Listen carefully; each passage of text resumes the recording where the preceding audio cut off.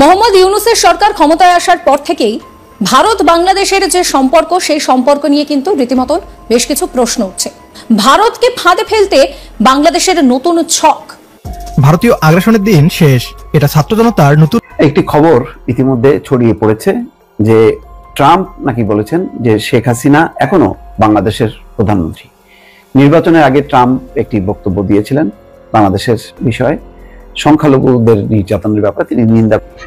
প্রধান উপদেষ্টা ডক্টর মোহাম্মদ ইউনূস কি কিছু দলের প্রতি, এবং যদি সরাসরি বলে ফেলি বিএনপির ওপরে কিছুটা বিরক্ত, এই প্রশ্নটা আমার মাথায় এসছে। উনি সম্প্রতি কয়েকটা ইন্টারভিউ দিয়েছেন, তার মধ্যে বিশেষ করে বাংলাদেশের যে দুটো পত্রিকার সাথে। ডক্টর ইউনূস নরম সুরে রাজনৈতিক দলগুলোকে এত গুরুত্ব দিচ্ছে কেন, একটু খোঁজা দরকার। এটা কি দুর্বলতা? তার বিপরীতে মাননীয় প্রধান উপদেষ্টা প্রফেসর ডক্টর মোহাম্মদ ইউনূসের প্রতি আমাদের কিছু জরুরি আহ্বান থাকবে, কিছু নসিহত থাকবে।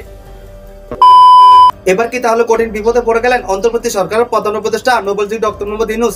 আসসালামু আলাইকুম। আওয়ামী লীগ সরকার শেখ হাসিনা পালিয়ে যাওয়ার পর বর্তমানে ক্ষমতায় আছেন অন্তর্বর্তী সরকারের প্রধান উপদেষ্টা নোবেলজয়ী ডক্টর মোহাম্মদ ইউনূস। আর এই নোবেলজয়ী ডক্টর মোহাম্মদ ইউনূস ক্ষমতা থাকাকালীন আজকে সারা বাংলাদেশে যেসব চাঞ্চল্যকর ঘটনা ঘটেছে তার মধ্যে থেকে আমি আপনাদেরকে এমন কিছু বাছাই করা ভিডিও ফুটেজ দেখাবো যা দেখলে আপনারা সত্যি অবাক হয়ে যাবেন। তাই বলছি সম্পূর্ণ ভিডিও জুড়ে আমার সাথে থাকবেন, তাহলে সবকিছু বুঝতে পারেন ইনশাআল্লাহ। ভিডিওতে চলে যাবো তার আগে আপনাদের কাছে ছোট্ট একটা রিকোয়েস্ট, আপনি যদি আমার চ্যানেল নতুন দর্শক হয়ে থাকেন তাহলে চ্যানেলটি সাবস্ক্রাইব করে পাশে থেকে বলবেন না।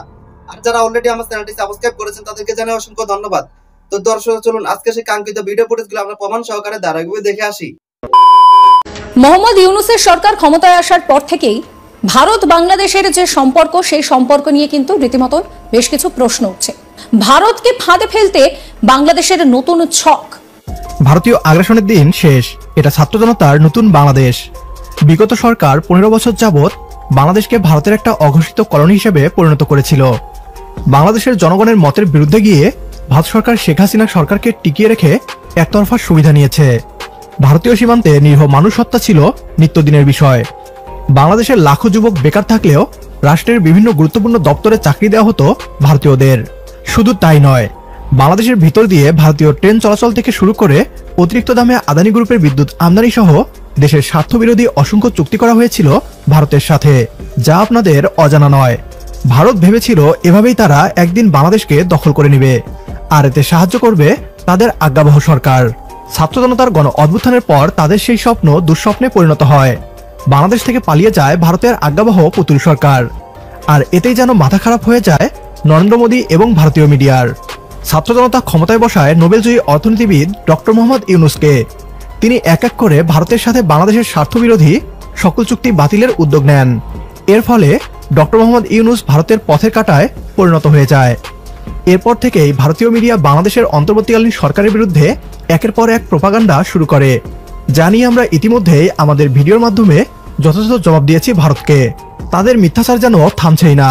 সম্প্রতি বাংলাদেশ ও পাকিস্তানের সম্পর্ক নিয়েও প্রোপাগান্ডা শুরু করে তারা। এ নিয়ে কি বলছে পশ্চিমবাংলার মিডিয়া, আসুন তা দেখি। অনুরোধ করছি ভিডিওটি শেষ পর্যন্ত দেখার জন্য, কেননা ভিডিওর শেষ অংশে আমরা ভারতীয় মিথ্যাচারের যথাযথ জবাব দিব। মোহাম্মদ ইউনূসের সরকার ক্ষমতায় আসার পর থেকেই ভারত বাংলাদেশের যে সম্পর্ক সেই সম্পর্ক নিয়ে কিন্তু রীতিমতো বেশ কিছু প্রশ্ন উঠছে। আমরা দেখেছি যে করাচি থেকে একটা জাহাজ সেটি চট্টগ্রামের বন্দরে এসেছে 53 বছর পর। তবে সেই জাহাজে কি রয়েছে সেই নিয়ে অদ্ভুত একটা গোপনীয়তা মেনটেন করা হয়েছে, কিন্তু কেন? এই সমস্ত বিষয় নিয়ে যখন প্রশ্ন উঠছে তখন ভারতকে ফাঁদে ফেলতে বাংলাদেশের নতুন ছক। ঢাকা ইউনিভার্সিটিতে এবার পাকিস্তানিরা, প্রথমে একটি জাহাজ এসেছে করাচি থেকে, এবার যেটা জানা যাচ্ছে যে ঢাকা ইউনিভার্সিটিতে সেখানে পাকিস্তানিরা। যতদিন যাচ্ছে ভারতের সঙ্গে দূরত্ব বাড়িয়ে চলছে বাংলাদেশ সরকার, আর তার বদলে কাঙাল আমাদের চরম শত্রু পাকিস্তানের সঙ্গে ঘনিষ্ঠতা বাড়িয়ে যাচ্ছে বাংলাদেশ। পাকিস্তান থেকে পণ্য আমদানি এবং এরপর বিশ্ববিদ্যালয়, ঢাকা বিশ্ববিদ্যালয়ে পাক পড়ুয়াদের উপরে পুরোপুরি নিষেধাজ্ঞা তুলে দিল ইউনূস সরকার।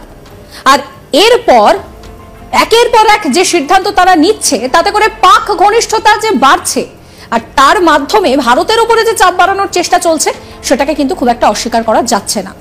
পাকিস্তানের উপর নিষেধাজ্ঞা তুলল ঢাকা বিশ্ববিদ্যালয়। ইসলামাবাদের আরো কাছাকাছি ইউনূসের বাংলাদেশ। 2015 সালে পাক সরকারের সঙ্গে সমস্ত রকমের সম্পর্ক ছিন্ন করে ঢাকা বিশ্ববিদ্যালয়। তবে 13ই নভেম্বর সেই নিষেধাজ্ঞা তুলে নেওয়া হবে। মানে এবার থেকে পাকিস্তানের পড়ুয়ারা ঢাকা ইউনিভার্সিটিতে পড়াশোনা করতে পারবে। তারা নানা বিষয়ে সেখানে পাকিস্তানের সঙ্গে বিনিময় করতে পারবে, মত বিনিময় করতে পারবে। বর্তমানে বাংলাদেশে অন্তর্বর্তী সরকার চলছে। হাসিনা সরকারের পতনের পর আওয়ামী লীগ এবং শরিক দলের নেতা কর্মীদেরকে বেছে বেছে টার্গেটও করা হচ্ছে। তাদের বাড়িতে রাতের অন্ধকারে হামলা চালানো হচ্ছে, এমন খবর প্রায় সামনে আসছে। কোটা সংস্কার আন্দোলনের জেরে হাসিনা সরকারের পতন হয়েছিল। বোন শেখ রেহানাকে নিয়ে ভারতে আশ্রয় নিয়েছিলেন শেখ হাসিনা, কিন্তু অভিযোগ ভারতে থেকেও তিনি দেশবাসীর উদ্দেশ্যে বার্তা দিচ্ছেন, যার ফলে সমস্যায় পড়েছে বাংলাদেশের অন্তর্বর্তী সরকার। এবার সেই অন্তর্বর্তী সরকারের প্রধান নোবেলজয়ী অর্থনীতিবিদ মোহাম্মদ ইউনুস হাসিনার ভারতে থাকার বিষয়ে রীতিমতো শর্ত চাপিয়ে দিয়েছেন। ইউনুসের মতে এই শর্ত না মেনে থাকলে পরিস্থিতি আরো জটিল এবং অস্বস্তিকর হবে। ইউনুসের ভারতের ওপরে শর্ত চাপানোর বিষয়টা কিন্তু মোটেই হালকাভাবে নিচ্ছেন না আন্তর্জাতিক বিশেষজ্ঞরা। এক সাক্ষাৎকারে ইউনুস জানান যে শেখ হাসিনাকে ভারত রাখতেই পারে, তবে শর্ত হলো হাসিনাকে মুখে কুলু পেতে থাকতে হবে, না হলে জটিলতা আরো বাড়তে পারে। বাংলাদেশের প্রাক্তন প্রধানমন্ত্রী শেখ হাসিনা ভারতে থেকে যে সমস্ত মন্তব্য করছেন সেগুলো অবন্ধুত্বপূর্ণ আচরণ বলে মন্তব্য করেন ইউনুস। একই সঙ্গে তিনি বলছেন যে এটা আমাদের বা ভারতের কারো পক্ষেই ভালো নয়, এতে করে অস্বস্তি বাড়বে। আগামী দিনে হাসিনাকে বাংলাদেশে প্রত্যর্পণের বিষয়টা নিয়েও বাংলাদেশ দাবি জানাতে পারে বলে ইঙ্গিত দিয়েছেন ইউনুস। তিনি বলছেন যে যদি বাংলাদেশ তাকে ফেরত না যাওয়া পর্যন্ত ভারত তাকে রাখতে চায়, তবে শর্ত হলো যে হাসিনাকে চুপ থাকতে হবে। হাসিনার ভারতে থাকাটা যে দেশের মানুষ একেবারেই ভালোভাবে নিচ্ছে না, তাও ঠারে ঠোরে বুঝিয়ে দিয়েছেন ইউনুস। তিনি আরো বলছেন যে হাসিনা তিনি এখন ভারতে রয়েছেন, এতে করে কেউ স্বাচ্ছন্দ্য বোধ করছে না। এবং এই পুরো বিষয়টাকে কেন্দ্র করে মোহাম্মদ ইউনুস তিনি কি বলছেন শোনাবো আপনাদের। প্রতিটি হত্যার বিচার আমরা করবই। জুলাই আগস্ট হত্যাকাণ্ডের বিচারের যে উদ্যোগ আমরা নিয়েছি তার কাজও বেশ ভালোভাবে এগিয়ে যাচ্ছে। প্রকৃত স্বৈরাচার শেখ হাসিনাকেও আমরা ভারতের কাছ থেকে ফেরত চাইব। কেবল জুলাই আগস্ট হত্যাকাণ্ডই নয়, আমরা গত 15 বছরে সব অপকর্মের বিচার করব। অসংখ্য মানুষ গুম হয়েছে, খুন হয়েছে এই সময়। তাদের এইসব কষ্টের কথা শুনে আমাদের হৃদয় কেঁপে উঠেছে। এসবের সঙ্গে জড়িতদের আমরা বিচারের কাঠগড়ায় দাঁড় করাবই। প্রিয় দেশবাসী, আমি আগেও জানিয়েছি, আবারও জানাচ্ছি, গণ অভ্যুত্থানে সকল শহীদদের পরিবারকে পুনর্বাসন করা হবে, একজনও বাদ যাবে না। সকল আহত শিক্ষার্থী, শ্রমিক, জনতার চিকিৎসার সম্পূর্ণ ব্যয় সরকার বহন করবে। প্রতিটি শহীদ পরিবারকে সরকারের পক্ষ থেকে 30 লক্ষ টাকা দেওয়া হচ্ছে। ভারতীয়দের বলতে চাই, ভারতের সাথে দূরত্ব আমরা বাড়াইনি, বরং ভারতীয়রাই দূরত্ব তৈরি করেছে। বন্ধুত্বের নাম করে বাংলাদেশ থেকে একতরফা সুবিধা নিত ভারত। ভারতের আচরণ দেখলে মনে হবে মুখোশের আড়ালে ভারত বাংলাদেশের এক অঘোষিত শত্রু। তারা কখনোই চায় না বাংলাদেশ এগিয়ে যাক। পাকিস্তানের সাথে বাংলাদেশের সম্পর্ক উন্নয়ন খুব স্বাভাবিক একটি বিষয়, অথচ তারা এটা নিয়েও প্রপাগান্ডা চালাচ্ছে। করাচি থেকে জাহাজ বাংলাদেশে এসেছে নিত্য প্রয়োজনীয় মালামাল নিয়ে, এটি নিয়েও তারা চিন্তিত। ভারত চায় বাংলাদেশ যেন শুধুমাত্র ভারত থেকেই পণ্য আমদানি করে, আর তারা সংকটের অজুহাত দিয়ে অতিরিক্ত দামে আমাদের কাছে পণ্য বিক্রি করবে। এই সুযোগ আর ভারতকে দেয়া হবে না। আমরা কোনো একক দেশের উপর নির্ভরশীল থাকতে চাই না, হোক সেটা ভারত কিংবা পাকিস্তান কিংবা অন্য কোনো দেশ। ভারতীয় পশ্চিমবাংলার মিডিয়াকে বলতে চাই, আপনাদের মতো আমরা কাউকে ফাঁদে ফেলতে চাই না। তবে কেউ বাংলাদেশকে শোষণ করতে চাইলে আমরা ছেড়ে কথা বলবো না। সকল প্রতিবন্ধকতা দূর করে ভারতীয় আগ্রাসন রুখে দিক ছাত্র জনতার নতুন বাংলাদেশ। আমাদের সাথে একমত হলে কমেন্ট বক্সে ইয়েস লিখে জানিয়ে দিন আমাদের। সেই সাথে ভিডিও শেয়ার করে দেখার সুযোগ করে দিন আপনার বন্ধুদের। আপনার একটি শেয়ারে হয়তো অনেকেই জানবে ভারতীয় প্রোপাগান্ডা আর আমাদের যথাযথ জবাব সম্পর্কে। একটি খবর ইতিমধ্যে ছড়িয়ে পড়েছে যে ট্রাম্প নাকি বলেছেন যে শেখ হাসিনা এখনো বাংলাদেশের প্রধানমন্ত্রী। নির্বাচনের আগে ট্রাম্প একটি বক্তব্য দিয়েছিলেন বাংলাদেশের বিষয়ে, সংখ্যালঘুদের নির্যাতনের ব্যাপারে তিনি নিন্দা করেছিলেন এবং বলেছিলেন যে তিনি যদি ক্ষমতায় থাকতেন তাহলে এমনটা হতে পারত না। এই বক্তব্যকে ঘিরে একেবারে রীতিমতো সরগরম অবস্থা। ভারত উজ্জীবিত, আওয়ামী লীগ উজ্জীবিত, আওয়ামী লীগের নেতা কর্মী, শেখ হাসিনা সবাই উজ্জীবিত। তারপরে একের পর এক এটাকে কেন্দ্র করে নানা ধরনের বক্তব্য দিতে দিতে এমনটা দাঁড়াচ্ছেন যে ট্রাম্প কোনো একটি গণমাধ্যমকে বলেছেন যে শেখ হাসিনা এখনো বাংলাদেশের প্রধানমন্ত্রী।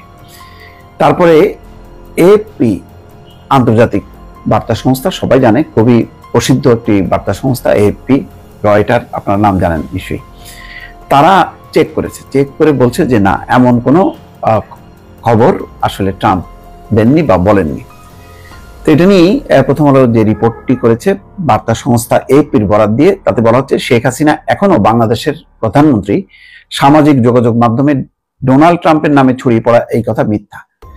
যুক্তরাষ্ট্রের নবনির্বাচিত প্রেসিডেন্ট ট্রাম্প শেখ হাসিনাকে নিয়ে এই ধরনের কোনো মন্তব্য করেননি। বিষয়টি সত্যতা যাচাই করে এই তথ্য জানিয়েছে বার্তা সংস্থা এপি। এপি আবার এটা যাচাই করেছে, তারা মনে করেছে এটা খুবই গুরুত্বপূর্ণ একটি বিষয়।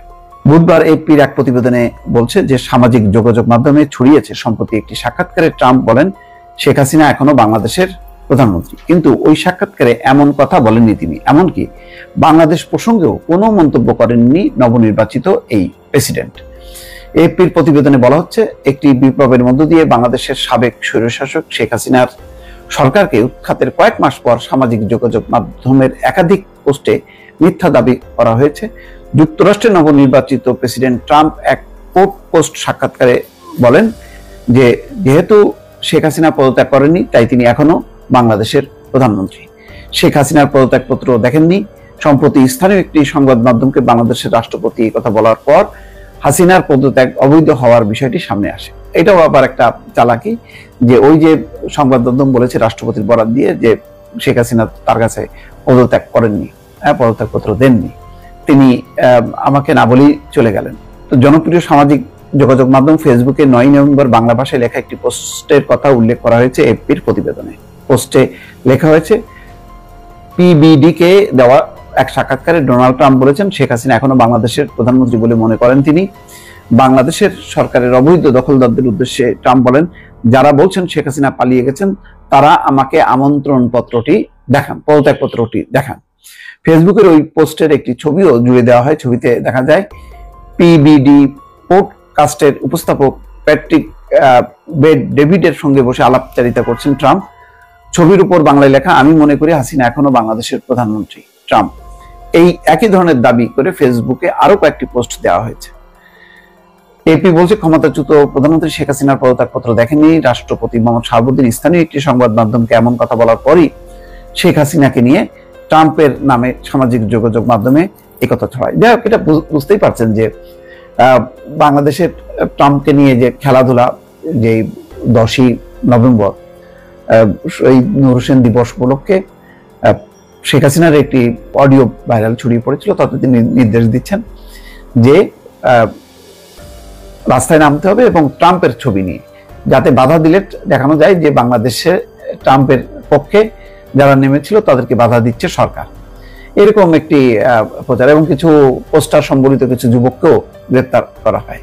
তো এই সমস্ত এখন চলছে একটা গোষ্ঠী, নানা ধরনের ফাঁদ পাচ্ছে সামাজিক যোগাযোগ মাধ্যমে, তার মধ্যে দিয়ে একটু সরকারকে একটু ধাক্কা দেওয়া, দুর্বল করা। তো সম্মানিত দর্শক, শুধু আশা করছি আপনারা সম্পূর্ণ ভিডিও পরিশ্রম মনোযোগ সহকারে দেখেছেন। নোবেলজয়ী অন্তর্বর্তী সরকারের প্রধান উপদেষ্টা ডক্টর মোহাম্মদ ইউনূস ক্ষমতা থাকাকালীন আজকে সারা বাংলাদেশের চাঞ্চল্যের ঘটনা ঘটেছে তাও বুঝতে পেরেছেন। এই বিষয়ে আপনাদের একটি গুরুত্বপূর্ণ মতামত অবশ্যই কমেন্ট করবেন। চলুন আমরা এরও ধারাবাহিকভাবে আরো কয়েকটি ভিডিও ফুটেজ প্রমাণ সহকারে দেখে আসি। প্রধান উপদেষ্টা ডক্টর মোহাম্মদ ইউনূস কি কিছু দলের প্রতি, এবং যদি সরাসরি বলে ফেলি বিএনপির উপরে কিছুটা বিরক্ত, এই প্রশ্নটা আমার মাথায় এসছে। উনি সম্প্রতি কয়েকটা ইন্টারভিউ দিয়েছেন, তার মধ্যে বিশেষ করে বাংলাদেশের যে দুটো পত্রিকার সাথে, বণিক বার্তা এবং ডেইলি স্টারের সাথে তিনি যে ইন্টারভিউ দিয়েছেন, সেখানে তার একটা বক্তব্যকে আমার কাছে সেরকম মনে হয়েছে। আমি একটা ক্লিপ আপনাদেরকে দেখাবো। তার আগে আপনারা দেখেছেন অনেকেই, তারপর আমি এখানে একটু জুড়ে দিতে চাই। তার আগে যেটা বলে রাখা ভালো সেটা হচ্ছে সংস্কার প্রসঙ্গে আলাপ। ইনফ্যাক্ট এই ঘটনাটা সংস্কার প্রসঙ্গেই ঘটেছে। সাম্প্রতিক সময় আমরা খেয়াল করব সংস্কার আর নির্বাচনকে এক ধরনের মুখোমুখি অবস্থানে দাঁড় করানোর চেষ্টা হয়েছে, অথচ এটা হবার কথা ছিল না। এটা ঘটে গেছে। এটা এক ধরনের ম্যাল হ্যান্ডলিং এর কারণে, সরকারের দিক থেকে ম্যাল হ্যান্ডলিং হয়েছে। এবং খুবই জরুরি কথা, ছাত্ররা যাদেরকে সাধারণ পারসেপশন হিসেবে সরকার এক ধরনের এক্সটেনশন হিসেবে অনেকে দেখেন বা বিবেচনা করেন, তাদের কিছু কারণ আছে। সবকিছু মিলিয়ে সংস্কার ব্যাপারটা এবং এর সাথে বিএনপি এবং আরো কিছু দলের যে রিয়াকশন, তাতে এটা একটা বেশ বিতর্কিত বিষয়ে পরিণত হয়েছে রিসেন্ট টাইমসে। কেন সেটা আমরা অনেকে জানি, আমি বলবো। কিন্তু ইদানিং দেখছি আমরা রীতিমতো সংস্কার না নির্বাচন, মানে আমি সেদিন একটা টকশোতে বলছিলাম দিল্লি না ঢাকার যেমন স্লোগান হচ্ছিল, লোকজন স্লোগান দিচ্ছিল ঢাকা ঢাকা, ঠিক একই রকম এখন সংস্কার না নির্বাচন। কেউ সংস্কার সংস্কার বলছেন, কেউ নির্বাচন নির্বাচন বলছেন। আবার শুধু নির্বাচনও না, বিএনপি যে শুধু এক্সক্লুসিভলি এখন একটা নির্বাচন দিয়ে দাও তা বলছে তা না, তারা রাদার বলার চেষ্টা করছেন যে সাথে কিছু সংস্কার, বেসিক সংস্কার, বাট তারা এটাকে স্পেসিফিক করছেন এইভাবে যে সেই সংস্কারটা হতে হবে এক্সক্লুসিভলি যেসব সংস্কার নির্বাচনটা ঠিকঠাক মতো করার জন্য করতে হয়, শুধু সেগুলো করে নির্বাচন দেওয়া। ফলে সংস্কার আর নির্বাচনের একটা মুখোমুখি অবস্থান তৈরি হয়েছে আমাদের সমাজে। অন্যদিকে স্টুডেন্টরা তাদের বক্তব্যে দেখছি তারা খুবই ওয়াইড স্প্রেড সংস্কারের কথা বলছেন। তারা দাবি করছেন যে সংস্কারের জন্যই জনগণ এই সরকারকে, হাসিনা সরকারের পতন ঘটিয়েছে। এটা শুধুমাত্র একটা নির্বাচনের জন্য না, দেশে যাতে তাদের ভাষায় ফ্যাসিস্ট রেজিম আর কখনো ক্ষমতায় আসতে না পারে সেটার জন্য যা যা প্রয়োজনীয় সাংবিধানিক এবং প্রাতিষ্ঠানিক সংস্কার প্রয়োজন, রাষ্ট্রীয় সংস্কার প্রয়োজন, সবকিছু তারা করে বাংলাদেশের ভবিষ্যতে ফ্যাসিজম থেকে ফুল প্রুফ ব্যবস্থা তারা করে যেতে চান। বলা বাহুল্য তাদের সাথে কিছু রাজনৈতিক দল যুক্ত আছে, প্রধানত আমরা জামায়াতের কথা বলতে পারি, এবং ছাত্ররা নিজেরা একটা রাজনৈতিক দল হিসাবে মাঠে আসছে, এটা এখন মোটামুটি প্রকাশিত। অন্যদিকে বিএনপি সংস্কারে কিছু কথা বলছিলেন এবং তারা দাবি করছিলেন, তারা দাবি করেন এখনো যে তারা এই সংস্কারের আলাপ প্রথম এনেছেন। কথাটা যুক্তির দিক থেকে বা তথ্যের দিক থেকে ভুল না। বিএনপি 27 দফা করেছিল, তারপর 31 দফা করেছে। তারা গণতন্ত্র মঞ্চ এবং অন্যান্য অপরাপর শরিকদের সাথে আলোচনার মাধ্যমে সেখানে নানা সংস্কারের কথা আছে। যদিও সেই সংস্কারটা অ্যাডিকুয়েট কিনা এই প্রশ্ন আসলেই থাকবে। ওর মধ্যে কিছু কিছু ক্ষেত্রে বিএনপি খুবই রেস্ট্রিকটিভ ছিল বলে অনেকের মনে হতে পারে। এটা জায়গায় তারা আরো ছাড় দিতে পারেন, দেওয়া উচিত হবে বলে অনেকে, আমিও মনে করি। ইনফ্যাক্ট আমি এই ক্ষেত্রে জনাব তারেক রহমান একাধিকবার তার ভাষণে বলেছেন বিভিন্ন জায়গায় যে 31 দফা তৈরি হয়েছে, দ্যাট ডাজন্ট নেসেসারিলি মিন যেটা পাল্টাতে পারে না। আমি তার অন্তত দিক থেকে দেখছি যে তিনি আরো অ্যাকোমোডেটিভ হতে চান। সো তারাও সংস্কার চাইছে, বিএনপি দাবি করছে আমরাই তো আগে সংস্কারের কথা বলেছি, এবং তারা মনে করেন এই জায়গায় মূল কনফ্লিক্টটা আসলে লেগেছে। তারা মনে করেন তারা নির্বাচিত হয়ে এসে সংস্কার করতে চান, এবং কিছু সংস্কার তাদের ভাষায় নির্বাচিত সরকার ছাড়া কোনোভাবেই করা উচিত না, বিশেষ করে সংবিধান সংস্কার। তারা মনে করেন এটা তাদের হাতেই হওয়া দরকার, এবং তাদের আরো কিছু সংস্কার যেগুলো আছে সেগুলো করতে চান। অপরপক্ষে যে যুক্তিটা আছে সেটা হলো যে এই সরকারের ম্যান্ডেট আছে, এটা একটা অভ্যুত্থানের মাধ্যমে গঠিত হওয়া সরকার, এটা পপুলার ম্যান্ডেট আছে, which I agree with that.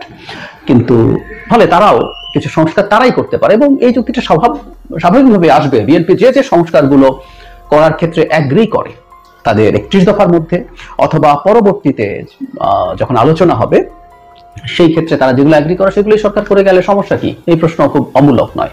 কিন্তু সাম্প্রতিক সময়ে যে বললাম যে সরকারের যে সংস্কার বিষয়ক বক্তব্য তার সাথে এক ধরনের কনফ্লিক্টিং আইডিয়াস তৈরি হয়েছে। মানে সরকার যা বলছেন সেটা টু সাম এক্সটেন্ট স্টুডেন্টরাও অ্যাপারেন্টলি পছন্দ করছে না, বিএনপিও করছে না, এবং একটু অধৈর্য রাজনৈতিক দলগুলোর মধ্যে হওয়ার প্রবণতা দেখা যাচ্ছে, তাই না? যেমন ডক্টর ইউনূস তার সংস্কার প্রশ্নে যা বলেছেন এর মধ্যে কোনো ইনকনসিস্টেন্সি নাই। তিনি ক্রমাগত একই রকম কথা বলছেন, দেশে যা বলছেন বিদেশেও তাই বলছেন। সেটা হচ্ছে সংস্কার কমিশনগুলো তৈরি হয়েছে, এবং এখানে একটা কথা জরুরি, কেউ কেউ বলছেন কমিশন এখন 11টা হয়ে গেছে, প্রথম 6টার পর আরো 5টা হয়ে মোট 11টা হয়ে গেছে। ইনফ্যাক্ট ডেইলি স্টারের সম্পাদক মাহফুজা নাম তাকে ঠিক এই প্রশ্নটাই করেছিলেন, তখন ডক্টর ইউনূস স্পেসিফিকলি বলছেন ওই 5টা না, আগের 6টা যে কমিশন আছে সেই 6 কমিশন নির্বাচনের জন্য ক্রিটিক্যাল। সো ওগুলোর রিপোর্টের পরই তারা আলোচনা করবেন, এবং রিপোর্ট নিয়ে এতদিন যা বলেছেন সেটা ছোট্ট একটু ডেভিয়েশন আছে। 31 ডিসেম্বর পর্যন্ত ডেডলাইন ছিল। ডেইলি স্টারে তিনি খুব ক্যাটাগরিক্যালি বলেছেন যে এটা জানুয়ারি পর্যন্ত, কারণ কিছু কমিশন কাজ করতে শুরু করতে দেরি হয়েছে, হুইচ ইজ ট্রু। আমি যে কমিশনে আছি, নির্বাচন ব্যবস্থা সংস্কার কমিশন, আমাদেরও কাজ শুরু করতে দেরি হয়েছে, কারো আরো বেশি দেরি হয়েছে, ফলে আরেকটু সময় হয়তো লাগবে। কিন্তু সরকার যেটা বলছে which is very consistent, doctor Yunus at least যেটা বলছেন, যেটা পাওয়ার পর রাজনৈতিক দলগুলোর সাথে তিনি বসবেন, আদার স্টেক হোল্ডার্সের সাথে বসে তিনি একটা কনসেনসাস তৈরির চেষ্টা করবেন যে কতগুলো সংস্কার আসতে পারে। এবং খুব স্পষ্টভাবে এখনকার এই ইন্টারভিউগুলোতে তিনি বলেছেন বসে সবাই মিলে যদি সিদ্ধান্ত নেয় তাহলে 10টা এখন করব, তো 10টা করে ফেলবো, বাকিগুলো পরে চলে যাক, পরের সরকার করবে একমত যদি হয়, বা কতটুকু করবে পরে।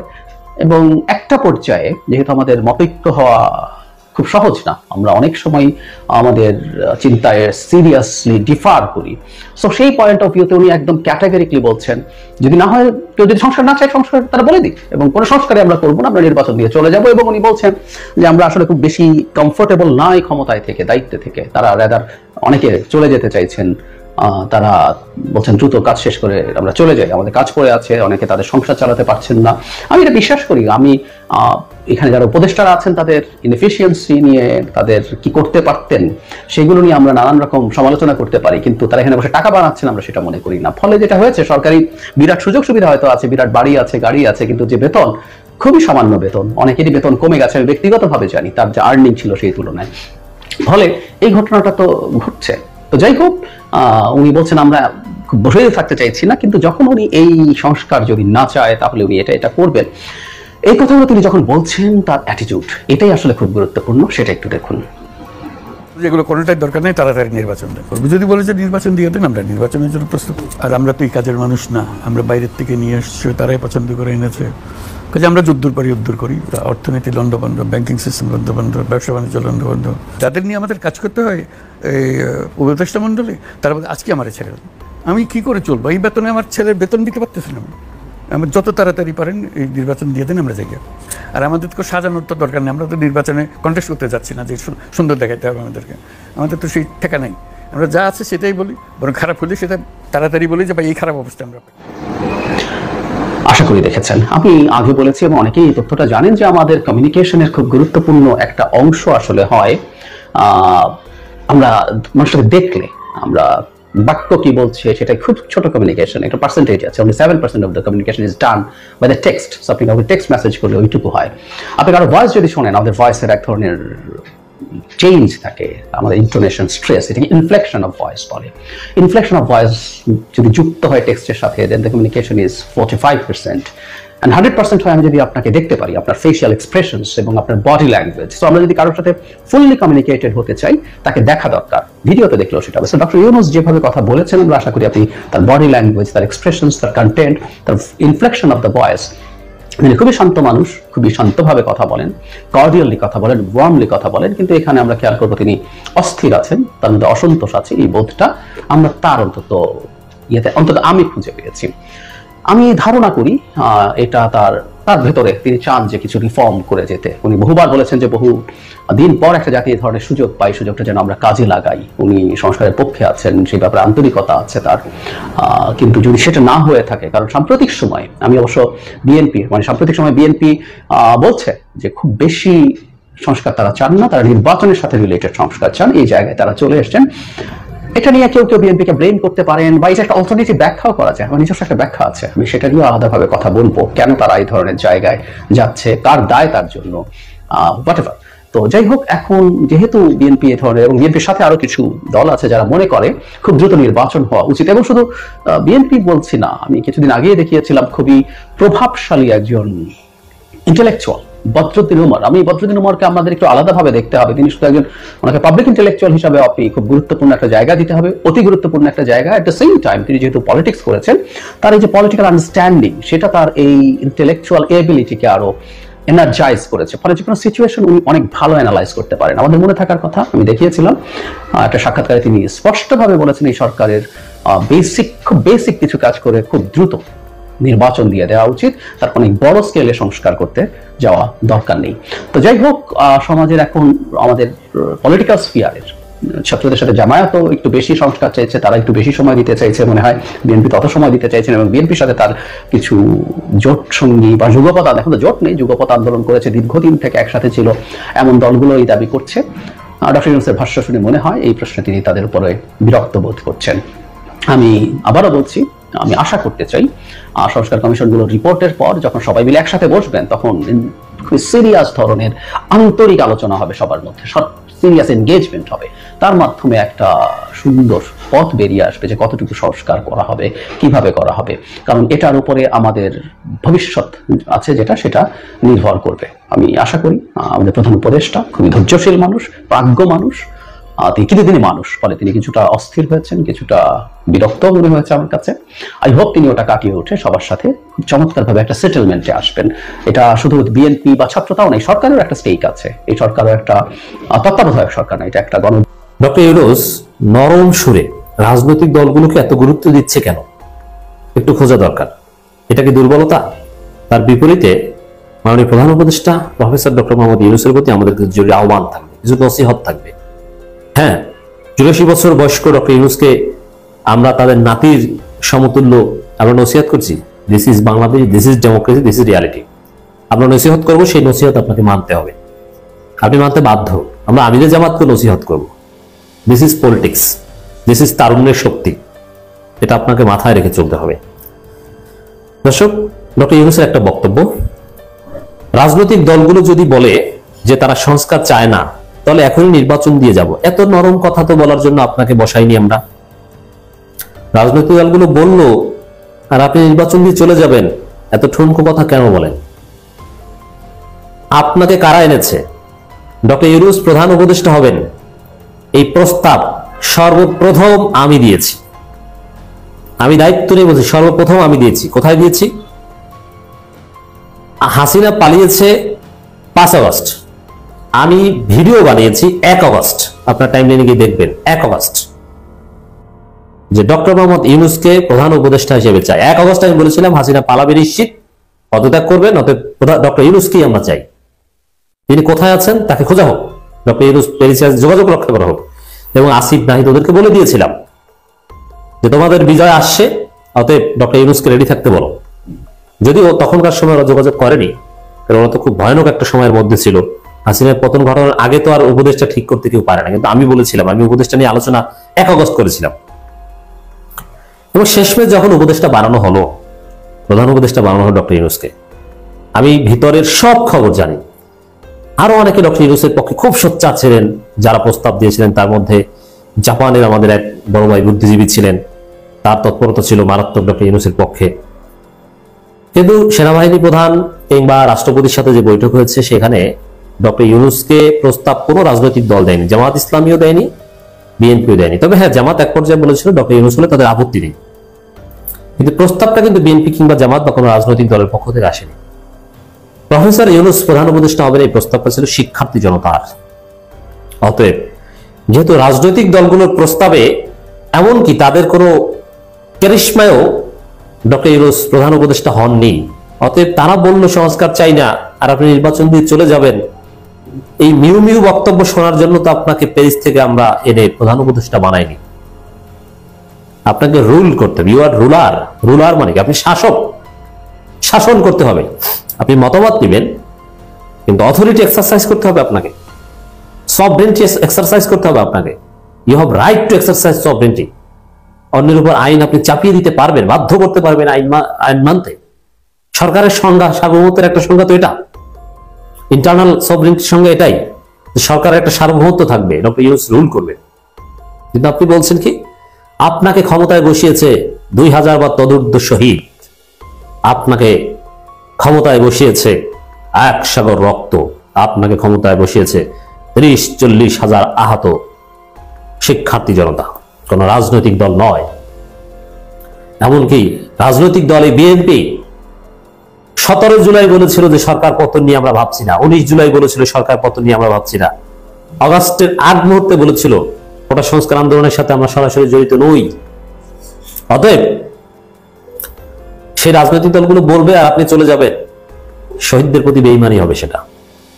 ডক্টর ইউনূসকে অনড় থাকতে হবে যে আমাকে ক্ষমতায় বসিয়েছে একটা বিপ্লব, একটা গণ অভ্যুত্থান, সেই গণ অভ্যুত্থানের শহীদরাই হচ্ছে আমার মূল প্রেরণা। তাদের কথা আপনি কেন শুনবেন না? যারা আহত হয়ে হসপিটালে বেডে কাতরাচ্ছে, যারা চোখ হারাচ্ছে, পা কেটে ফেলতে হচ্ছে, তাদেরকে ডেকে তাদের সাথে মত বিনিময় করেছেন? আপনি রাজনৈতিক দল করেন, তারা তো আপনাকে ক্ষমতায় বসাতে পারেনি। গত 15 বছরে তারা কোনো জনসম্পৃক্ত আন্দোলন করতে পারেনি। অতএব রাজনৈতিক দলগুলো যদি বলে যে তারা সংস্কার চায় না, তাহলে এখনই নির্বাচন দিয়ে দিব, এই ধরনের মিউ কথা ডক্টর ইউনূসকে বন্ধ করতে হবে। তাকে স্ট্রং হতে হবে যে না, শহীদরা তাকে ক্ষমতায় বসিয়েছে, সংস্কার করবেন, প্রয়োজনে তিনিও শহীদ হবেন। আমরা এইভাবে অনড় ঘোষণা তার মাধ্যমে দেখতে চাই। হ্যাঁ, সবাইকে নিয়েই করা হবে, কিন্তু সংস্কার হবে। এটা নির্বাচনের জন্য এই বিপ্লব হয়নি, তাহলে 7 জানুয়ারি হতো। এইসব বংশং কথায় ডক্টর ইউনূস টলতে পারবেন না। বয়স হয়েছে, প্রয়োজনে জীবন দিব, কিন্তু এবার শহীদরা যে কারণে জীবন দিয়েছে, আমরা তাদের স্বপ্নের বাংলাদেশ গড়ে দিব। এভাবে অনড় ঘোষণা ডক্টর ইউনূসের পক্ষ থেকে আমরা চাই। অন্তর্বর্তী সরকারের প্রধান উপদেষ্টা অধ্যাপক ডক্টর মোহাম্মদ ইউনূস বলেছেন, সংস্কারের ধরন ও পরিধি নির্ধারণ করবে রাজনৈতিক দলগুলো এবং তাদের ঐক্যমতের ভিত্তিতে এই সিদ্ধান্ত হবে যে নির্বাচন কত দ্রুত হবে। দেখেন, এই রাজনৈতিক দলগুলো বারবার কেন, এই যে বৈষম্যবিরোধী ছাত্র আন্দোলন, নাগরিক কমিটি, এত রাজনৈতিক দল না, তাদের কথা কেন বলছেন না? যারা আহত হয়েছে, নিহতদের পরিবার, তারা তো রাজনৈতিক দল না অনেকে, তাদের কথা আপনি কেন শুনছেন না?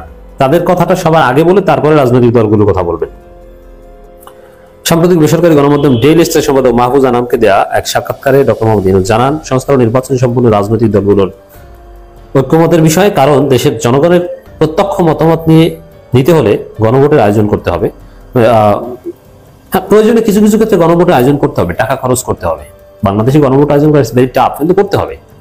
আমরা গণভোট দিতে কিছু কিছু ক্ষেত্রে অ্যাটলিস্ট বাধ্য হতে পারি, সরকারকে বাধ্য করতে পারি। নির্বাচনের বিষয়ে তার বক্তব্য, সংস্কার যাতে দ্রুত হবে, নির্বাচন তত দ্রুত হবে। আর যদি রাজনৈতিক দলগুলো বলে যে তারা সংস্কার চায়, না হলে এখন নির্বাচন দিয়ে দেব, এটা রাজনৈতিক দলগুলো বললো আমরা মানবো না, ডক্টর ইউনূসকে মানতে দিব না, কথা স্পষ্ট। নির্বাচন ব্যবস্থা, পুলিশ বিচার বিভাগ, দুর্নীতি দমন কমিশন, জনপ্রশাসন ও সংবিধান সংস্কার কমিশনের প্রতিবেদনের ভিত্তিতে সংস্কারের জন্য নিজের দৃষ্টিভঙ্গি তুলে ধরেন তিনি। ডক্টর মোহাম্মদ ইউনূস বলেন, অন্তর্বর্তী সরকার দ্রুততম সময়ের মধ্যে রাজনৈতিক দলগুলোর ঐক্যমতের মাধ্যমে নির্বাচনের পথ তৈরি করবে। তিনি বলেন, আমরা কোনো কিছুই চাপিয়ে দিচ্ছি না। তার ভাষ্য, তার প্রশাসন কেবল প্রক্রিয়াটি সহজ করার জন্য কাজ করছে। এগুলো ঠিক আছে। নির্বাচনের রোডম্যাপ সম্পর্কে ডক্টর ইউনূস বলেন, আমরা সমান্তরালভাবে দুটি রাস্তায় চলছি, সমান দৃষ্টিভঙ্গি, সমান প্রচেষ্টা, দুটোর পেছনেই থাকবে। একটি হলো নির্বাচন, অপরটি সংস্কার।